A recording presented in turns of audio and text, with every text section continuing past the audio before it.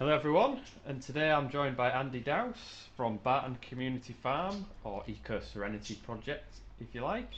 How are you, Andy? How are you? I'm very well, thank you, Alex. Thanks for coming along again. Nice to see you again. Yeah, no worries. It's great to come down in this socially distanced interview we've arranged. So what I thought we could start with is let's have the latest on the farm. What's going on the farm? So yeah, progress on the farm is incredible at the moment because the first point of call for us was clearance of the land. As for those that come and looked around last year, the site, having not been used for 15 years before we took the lease out on it, was totally covered pretty much in brambles. So it was quite difficult to see the wood for the trees and get so. With the volunteer assistance, and after August, after the nesting season of the birds had finished, we started clearing back the brambles down to floor level, and then the pigs were doing what pigs do best, and rooting out all the bramble rubbish and roots that were in the ground to stop them growing back this year. So it's a fine line because obviously we want some green space, but we want to be able to develop the green space in the areas where we want, and the growing areas importantly where we want, without the brambles just taking over. Yeah. So animals versus brambles. Yeah, and it's incredible to see, particularly the big sows. Incredible to see them how deep. I mean, some of them go 2 or 3 foot down in the ground and just dig. And also because this site had been derelict for so long, as long as the brambles, there was a lot of rubble and landfill waste or fly tip waste, you want to say. So what the pigs have done a very good job as well is rooting down to dig all of the bits of rubble and rubbish and everything out and bring it to the surface, which then we can just pick up and dispose of properly. Almost like nature's Yeah, diggers. almost. Yeah, that's it. And Yeah. and importantly for us, when we it's a very very organic way of doing it because when we considered the manual way or the man way of doing it, we would have had to get some rotavators in or some tractors. So what you're talking about, all petrol or diesel driven engines and fumes and the rest of the carbon emissions that come off of that, as well as the cost of hiring and all the cost or the volunteer hours for doing it. So those pigs have done the job for us over the winter period phenomenally well for the cost of animal feed, and on a beautiful level, that land is now all nice and fertilised in an organic way from the pigs, let's say. So once we've got a few finishing off bits to get it sort of levelled and some of the rubble away, but the actual vast part of the land has been cleared in a very very environmentally friendly way. I say in terms of not producing loads of emissions and fumes through the running of power tools. Great stuff. So it's a nature's win, isn't it? Nature's win-win, yeah. Yeah, absolutely. So let's move on because you've started up a little venture, haven't you? And not everyone knows from what I speaking to that these two things are linked. So why don't let's talk about Dandy's treats and how that links back to the farm. Absolutely, yeah. So one of on the farm, aside from the avenue of the mental health inclusion and the kids with learning and physical disabilities, one of the other educational sides of the farm is all about organic and sustainable living and also environmental protection, cutting down on single-use plastics, reducing landfill, and increasing composting. So what we introduced initially with Dandy's was the glass refillable bottles like the old pop man was years ago. So the idea, we sell the bottles of fizzy pop. We then collect the bottles from you on the next time around. Then bottles actually, instead of recycling, and then bottles go back to the factory. They get sterilised, they get refilled, and they get sent back to us. So we've got a closed circle loop of that pop, and we are sort of totally cutting out plastics within that element of it. So instead of running it under the Eco Serenity, we just gave it a slightly different trading name, just so we could separate the activities of what's going on with the operational side of the growing and the animals on site.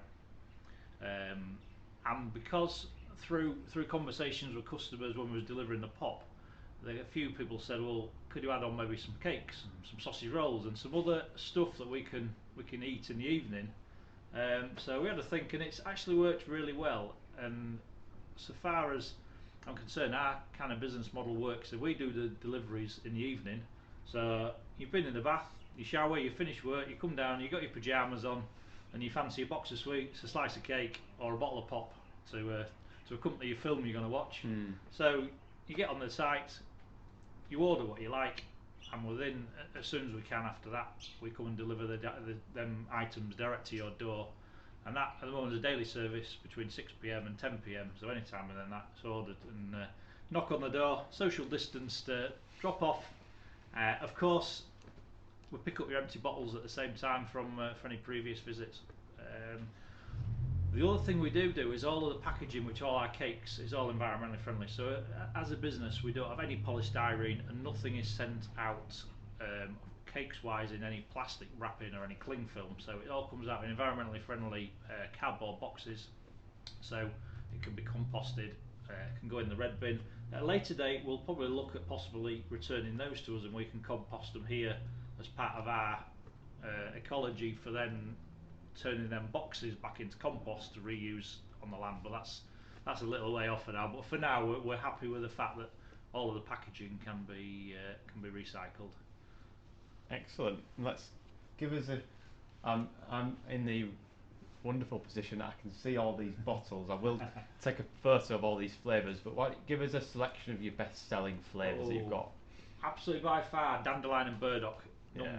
We struggle to keep that one in stock as a new business in effect for this. It's a cash flow of how much do we order in at a time because of our minimum order quantities versus the cost of buying that in. Dandelion and burdock, we can't seem to keep it in stock because when we get it in, it sells out nearly straight away, and we need to order more. But then that means ordering less of other products. Bubblegum, 100%. That was probably the next one behind dandelion and burdock, and then the third and fourth, probably a divide. One called Portimo, which is a fizzy Vimto variety, and the Cloudy Limeade, which is bright green. Yeah. Allegedly very, very popular for people making cocktail mixers. So maybe the colour is the so. And then aside from that, we do the standard lemonade, we do the raspberry, do the cherryade. There's actually 21 different varieties we stock, of which some of them are diet and sugar-free versions. So there's quite a wide range, and we're looking at extra ones. We've added on this week one called Splice, which is a lilt variety. So from our supplier, they keep introducing new flavours. So we'll test the market with those. Yeah, I don't know if I'm showing my age now, but I'm actually old enough to remember getting this delivered from what I used to call the pot man. Yeah. And it just takes me back to my childhood. So maybe that's where the popularity comes from. Yeah. Is the nostalgia side of it. And in fairness, we will see how it goes. The original plan was to do more of a Potman type round eventually. So at the moment, we're relying on some volunteers to deliver the stuff. So we're limited to cars, so you can't really carry a lot of stock at a time. So, and also because of COVID, we really don't want to be standing out in the streets mixing with a lot of people. So our business model currently is people order through the site direct, and it's dropped off on the doorstep. So it would be nice eventually, as COVID restrictions go away a bit, that we can maybe do street drops. So we'll have like the old Potman used to be. You come out, Yeah. you bring your empties out, you choose which bottles you want. You take your new ones in, you leave your empty bottles behind. Yeah. Quick little chat at the door. Quick little chat at the door, yeah. and yeah, so and that can be mixed very well with some of the cakes, the sweets, the treats, the sweet boxes we do. Yeah. And as we go along, a couple of other items that we will add on. Yeah. So what sort of cakes and sweets are you offering as well? So at the moment we've got around 25 different varieties of pick and mix type sweets. And so through the site you can do that in different ways. You can either have a box of a specific variety, or you can get a mixed variety, or even a custom one where you choose the 4 pick and mix varieties of your choice that go into a box of either 500 grams or a kilo. We do an ocean mix one, which is swirly fish, baby dolphins and jelly sharks, so just a bit of a theme on that one. We've also just started doing some retro type sweets as well. So like the sherbet dib dabs and the love hearts and the milk teeth, yeah, and the sherbet lollies. So we've added a few of those on as well. A bit of nostalgia again. Yeah, absolutely. And maybe I'm starting to feel old, but I do remember all these things. I used to remember thinking, oh, well, these things weren't from my childhood, but talking Yeah. about these old things are. Maybe I'm showing my young 90s. I mean, as we're developing at the moment, we do purely a delivery service.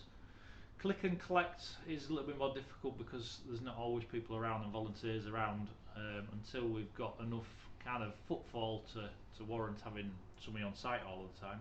Yeah, A little bit of chicken and the egg, excuse the pun.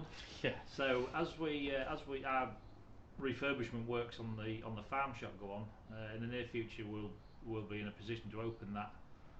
So the products we have can also be come down and you can walk around and pick them yourself. So that's the next logical progression in the works that are going on at the moment.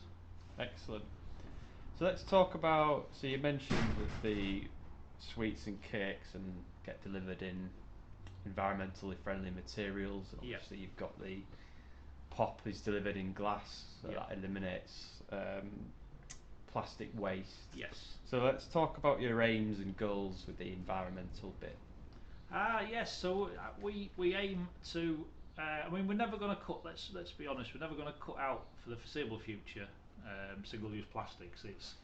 It's unfortunately a part of the life that we live in, which is so reliant on them. What we can do is try and cut those out. So one of the elements is crisp bags.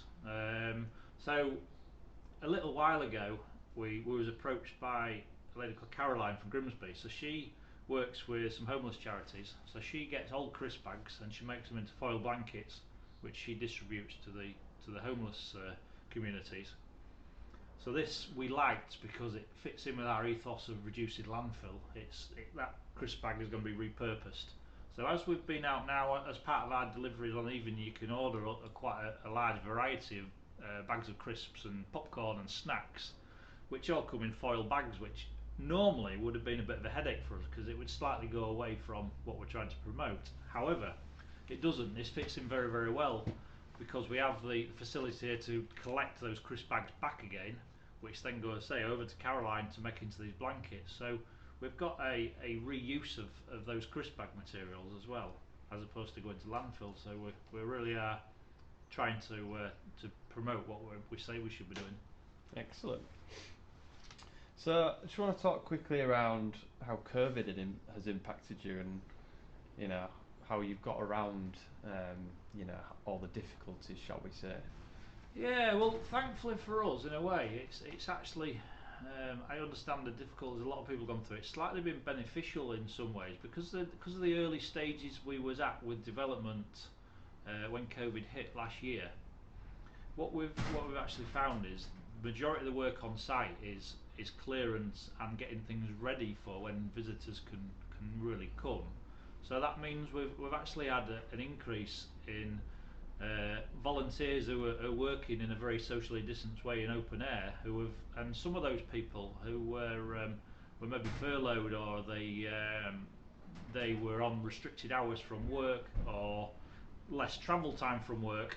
People whose busy lives would probably dictate that they couldn't commit any time to coming down here, and because of COVID and maybe being stuck in and their own mental health, we've actually had volunteers who have come down here and helped out with the development work to push things forward that normally wouldn't have come down. So it's actually been and I know other people have suffered, but for us it's actually been a slightly positive way to get work done.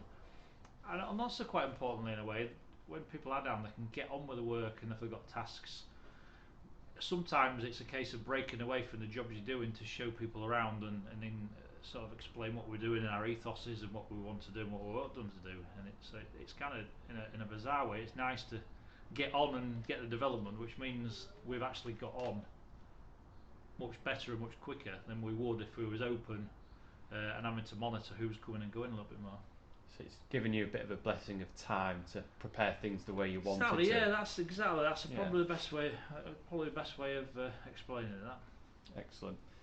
So, we talked off air about your plans for reopening. Obviously, touch wood, restrictions look like they're coming to an end in the next few months. What have you got planned for when you can allow Okay. visitors?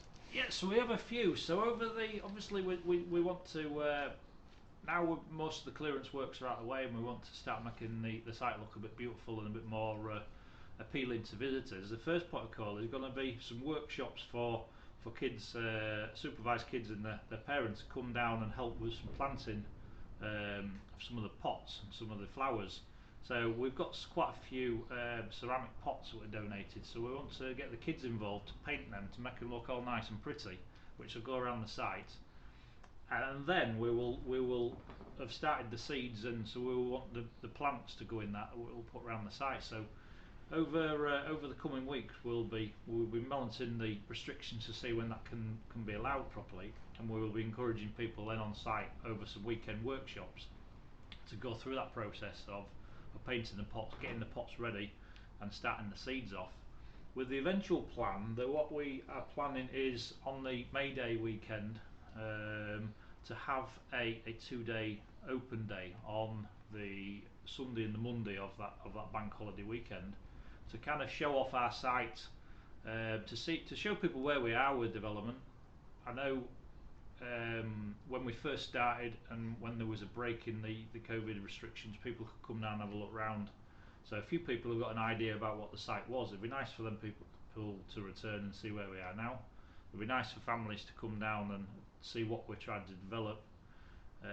It is in some ways fairly slow going, because we are, as a community interest company, we're 100% reliant on donations and the funding which we're slowly to get in. So we're not a company that's got a lot of money just to suddenly throw at doing and building the infrastructure. So we're kind of self-funded pretty much to date, other than by through things such as the raffles which are done, and some of the community donations we've had have massively allowed us to push forward.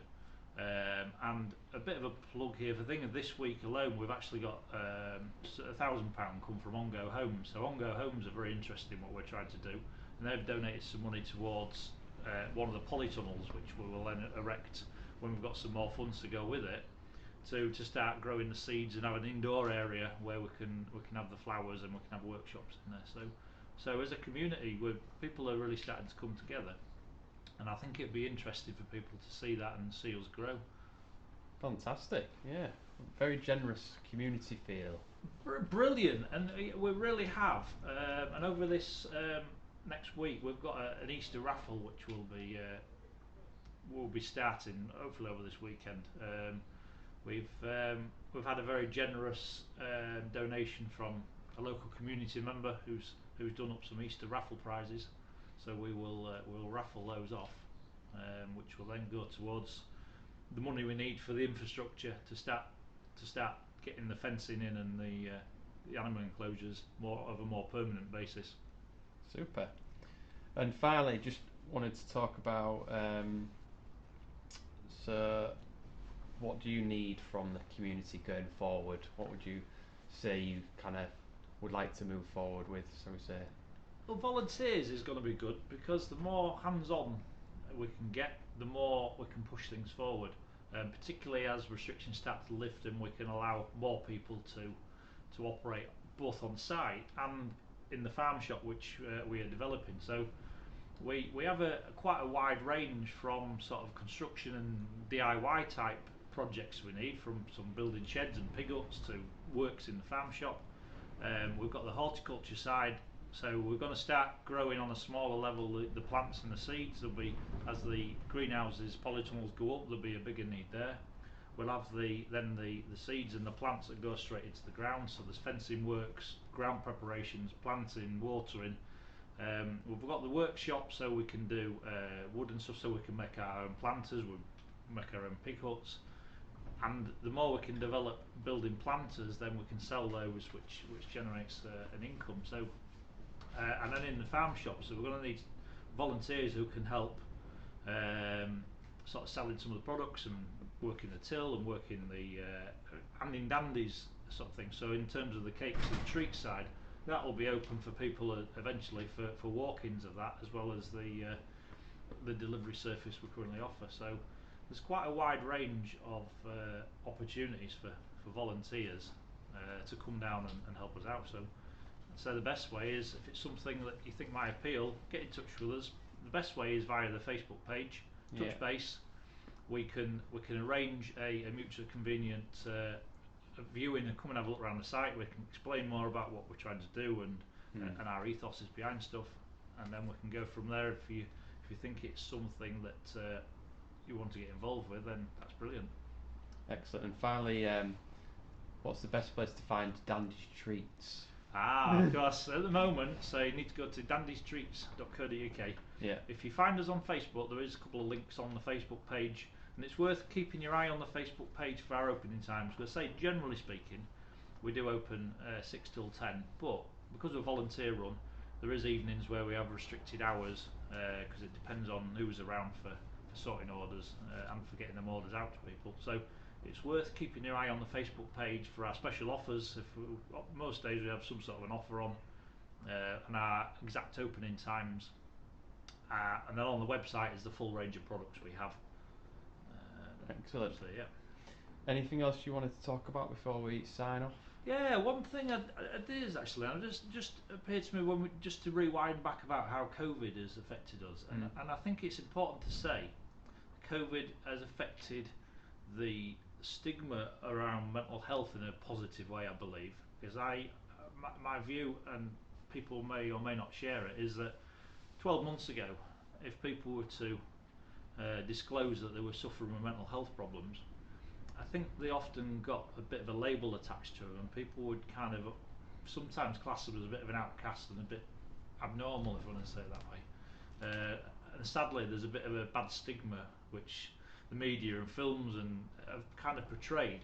I think what COVID has brought out is the fact that mental health can affect any of us at any time, and even the basic depression, anxiety and isolation from being in affects your mental health. And I think we can all see now, or we know people that have been affected by their mental health, and it kind of shows it's very much mainstream, and it's mental health issues is something we should talk about. And if people are suffering or experiencing, is probably the best way, they should be discussing them with people and trying to get some assistance, as opposed to thinking, I don't really want that stigma attached to me, so I'll keep quiet. Yeah. And rather, like we want to promote growing flowers, mental health problems are the same. If the more you feed a mental health problem, the more it will grow. So what you need to do is kind of get the help at an earlier stage, talk to people, and certainly COVID, in my view, has helped bring more reasoning to the fact that, as I say, that it can affect anybody at any time, and it's not something which we should be shying away from. We should be openly discussing it and helping those people. Yeah, I would definitely agree with everything you said there. This is such an important issue, is mental health, and it's great that we've got this outlet, which ultimately you hope to help people who are in difficulties. So what a great message to finish on. Thank you. Thank you, Alex. Yeah. Thank you very much for joining us today. Thanks very much for your time. Thanks for coming along. No problem, and I wish you all the success. Thank you very much. And this is obviously our second interview. We had progression from the last one, and it'd be nice to think you'll come back again when we've got some more progression in the future. Oh, definitely, and for the benefit of the listeners, I can say this place has changed one hell of a lot since I last came a few months ago. So progress has definitely been made. Brilliant. Thank you. Thanks, Alex.